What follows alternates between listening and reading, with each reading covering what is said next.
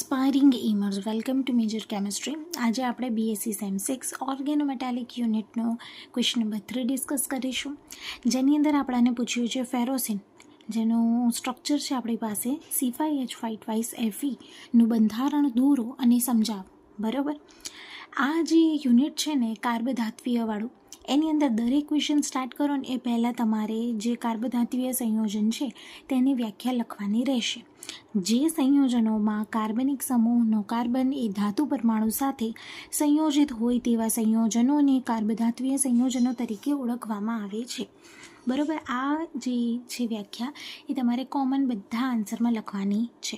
હવે ફેરોસિનની વાત કરીએ તો આપણે ઓલરેડી જે આપણો પ્રીવિયસ ક્વેશ્ચન હતો એની અંદર પણ ફેરોસિનનું જોયું છે કે તેમાં સેન્ડવિચ પ્રકારનું જે સ્ટ્રક્ચર છે એ જોવા મળે છે. તો અહીંયા પણ એ જ આપણે થોડી ચર્ચા કરી લઈએ. ફેરોસિન અને અન્ય મેટેલોસિન્સ બે C5H5 વલય આવેલા હોય છે. બરાબર, ફેરોસિનમાં પણ અને બીજા મેટેલોસિન્સ છે એમાં C5H5ના બે વલય આવેલા હોય છે, જેથી આવા સંયોજનો એ સેન્ડવિચ સંયોજન તરીકે પણ ઓળખાય છે. બરાબર, તેમાં મુખ્યત્વે પાઈ પ્રકારનું આચ્છાદન અને તેનું સૂત્ર પાઈ C5H5 તરીકે લખાય છે. હવે અહીંયા M છે આપણું મેટલ છે, એટલે M છે આપણું ધાતુ છે, અને ખાસ કરીને ફેરોસિનમાં M એટલે આપણું Fe છે. હવે તેનું સેન્ડવિચ બંધારણ તથા બંધનની વાત કરીએ તો ફેરોસિનમાં Fe ધાતુ આયન બે C5H5 વલયની વચ્ચે સમમિતીય રીતે આવેલા હોય છે. સમમિતીય એટલે સિમેટ્રિકલ, બંને બાજુથી એક જ સરખું. જો તમે એને કટ કરો તો બંને સેમ જ આપણાને રિઝલ્ટ્સ આપશે. આ સેન્ડવિચ પ્રકારનું બંધારણ સૌ પ્રથમ વિલ્કિન્સન્સ નામના વૈજ્ઞાનિકે આપ્યું હતું.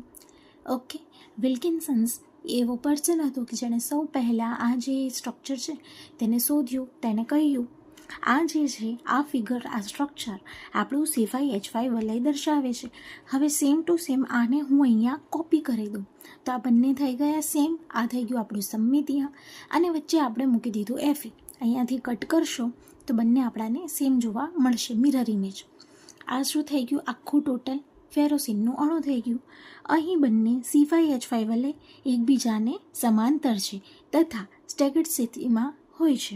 તેમની વચ્ચે Fe ધાતુ પાઈ બંધથી જોડાયેલો હોય છે. બરાબર, આપણે પહેલાં પણ જોયું હતું કે અહીંયા પાઈ બંધ પ્રકારનું આચ્છાદન આપણને જોવા મળે છે.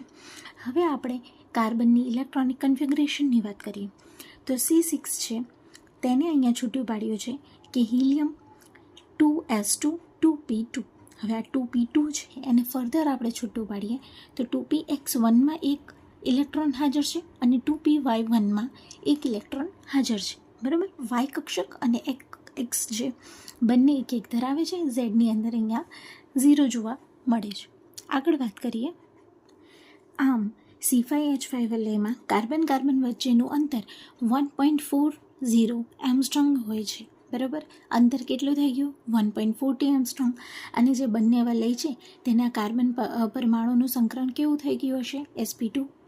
3 sp2 સંકરણ કક્ષકોમાંની બે કક્ષકો એ બે કાર્બન પરમાણુ સાથે બંધ બનાવે છે.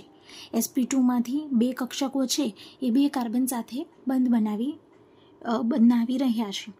5 કાર્બન પરમાણુની ત્રીજી જે જ્યારે 5 કાર્બન, અહીંયા 3ની વચ્ચે અહીંયા 5 કાર્બન પરમાણુની જે ત્રીજી pz કક્ષક છે કે જેમાં એક ઇલેક્ટ્રોન છે એ વિસ્થાનીકૃત એટલે કે ડીલોકલાઇઝ થાય છે અને પાયબંધ ધરાવે છે. આમ વલયમાં 5 પાઈ ઇલેક્ટ્રોન હાજર છે. આપણે પહેલાં જે pz જોયું હતું એ કાર્બનનું હતું, સિંગલ કાર્બનનું. અહીંયા 5 કાર્બન પરમાણુની જે બની રહી છે તેની વાત થઈ રહી છે. આમ વલયમાં 5 પાઈ ઇલેક્ટ્રોન હાજર છે. બરાબર, હવે ફેરોસિનમાં FeC વચ્ચેનું જે અંતર છે એ 2.045 ±0.01 એમસ્ટ્રોંગ છે. બરાબર, આ પ્લસ ઓર માઇનસ એટલે લખીએ કે થોડું આગળ પાછળ થઈ શકે છે. હવે ફેરોસિનનું બંધારણ છે એ નીચે મુજબ છે. અહીંયા Fe છે અને અહીંયા આપણી પાસે બે C5H5ના વલય છે અને તેને ટોટલી આપણે ફેરોસિન અણુ કહીએ છીએ. આકૃતિમાં વલય વચ્ચેનું સર્કલ એ વલયની એરોમેટિક લાક્ષણિકતા સૂચવે છે કે આપણી જે અંદર ડબલ બોન્ડ હાજર છે આ બંનેમાં એ રેઝોનન્સ ફરતી રહે છે. બરાબર, સંસ્પંદન થઈ રહ્યું છે તેનું. આગળ અહીંયા જે આપણે એરોમેટિસિટીની ચર્ચા કરી છે તેના આગળ જે બીજા સ્ટ્રક્ચર્સ છે એ આપણે અહીંયા જોઈ લઈશું. પહેલાં બીજા સ્ટેટમેન્ટની વાત કરીએ કે Fe પરમાણુમાંથી નીકળતી લાઈન સૂચવે છે કે ધાતુ પરમાણુ એ વલયના કોઈ એક કાર્બન પરમાણુ સાથે નહીં પરંતુ સમગ્ર વલય સાથે જોડાયેલ છે. બરાબર, કે જે ધાતુ છે એ કોઈ પણ એક સિંગલ જે આપણો એટમ છે, એક પરમાણુ છે, તેની સાથે એણે બોન્ડ નથી બનાવી પણ સમગ્ર વલય સાથે એણે બોન્ડ બનાવી છે, કે અહીંયા વચ્ચે બની રહી છે એવું પણ તમે એઝ્યુમ કરી શકો છો. આ બંધન સમજવા માટે ધાતુની કક્ષકો અને C5H5 વલયની પાય કક્ષકોની સમમિતીય લાક્ષણિકતાઓ સમજવી પડે છે.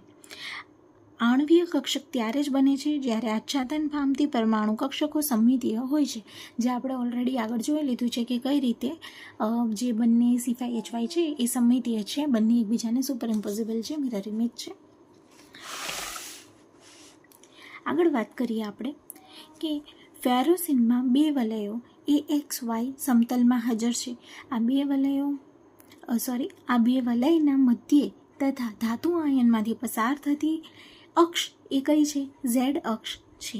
આમ ધાતુ અને વલય પાય કક્ષકોની સમમિતીય લાક્ષણિકતાઓ એ ઓર્ગલ અને ડ્યુનિટ્સ નામના વૈજ્ઞાનિકે આપી હતી. જે એનું સ્ટ્રક્ચર છે એ અલગ વૈજ્ઞાનિકે આપ્યું હતું, પણ આ જે ઓર્ગલ અને ડ્યુનિટ્સ નામના છે એમણે જે સમમિતીય લાક્ષણિકતા છે કે જે વલયની અંદર પાય કક્ષકની અંદર જે બની રહ્યું છે એ બધું આ બંનેએ આપ્યું હતું. હવે જે લાક્ષણિકતા આપણે ડિસ્કસ કરી તો એનું થોડું આ જે ફિગર છે એ અહીંયા આપણે દર્શાવી છે. અહીં તેની લાક્ષણિકતા સમજવા માટે આપણે આ જે 5 આપણા સ્ટ્રક્ચર્સ છે તેને સ્ટડી કરીશું. ફર્સ્ટ આપણો છે A1 પ્રકારનું સ્ટ્રક્ચર, જેની અંદર 5 કાર્બનમાં પ્લસ ચાર્જ ઉપરની બાજુ દર્શાવ્યો છે અને નેગેટિવ ચાર્જ નીચેની બાજુ દર્શાવ્યો છે. બીજું છે આપણું E1 સ્ટ્રક્ચર. આ સ્ટ્રક્ચરની અંદર આપણે અહીંયા જે 2 કાર્બન છે એમાં નેગેટિવ ચાર્જને ઉપર લઈ લીધો છે અને બાકી બંને પોઈન્ટ સેમ જ રહેવા દીધા છે. તો અહીંયા જે છે એક સિમેટ્રી જોવા મળી રહી છે. આ જે છે એ આપણી લાઇન ઓફ સિમેટ્રી છે. સિમિલરલી અહીંયા વાત કરીએ હવે તો અહીંયા આપણે શું કર્યું છે કે નેગેટિવ ઉપર રાખ્યા છે. અહીંયા એક નેગેટિવ એક પોઝિટિવ હતું, બરાબર, પણ આ સાઈડ તો બંને સેમ થઈ રહ્યા છે ને કે નેગેટિવ પોઝિટિવ. એવી જ રીતે અહીંયા પણ આપણે આ ટાઈપની લાઈન કરી છે, બરાબર. અહીંયા વર્ટિકલ કરી હતી, અહીંયા હોરિઝોન્ટલ કરી છે. કેમ કે અહીંયા નેગેટિવ પોઝિટિવ. સિમિલરલી અહીંયા પણ નેગેટિવ પોઝિટિવ. એટલે ચાર્જના પ્રમાણે આપણે જે સિમેટ્રી છે તેને અહીંયા સેટ કરી છે.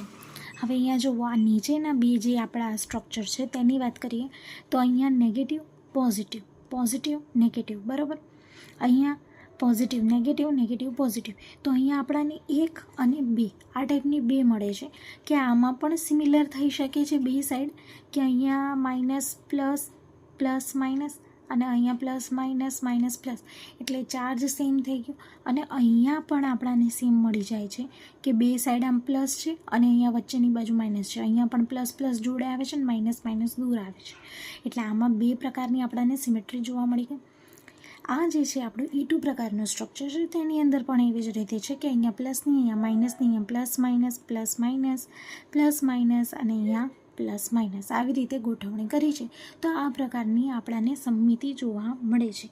તો આ આપણે જે ઓર્ગલ અને ડ્યુનિટ્સનું જે લાક્ષણિકતા છે એના સમજાવવા માટેના સ્ટ્રક્ચર્સ જોઈ લીધા. હોપ સો કે તમને આ ક્વેશ્ચન સમજ પડી ગઈ હશે અને C you in the next video. Thank you.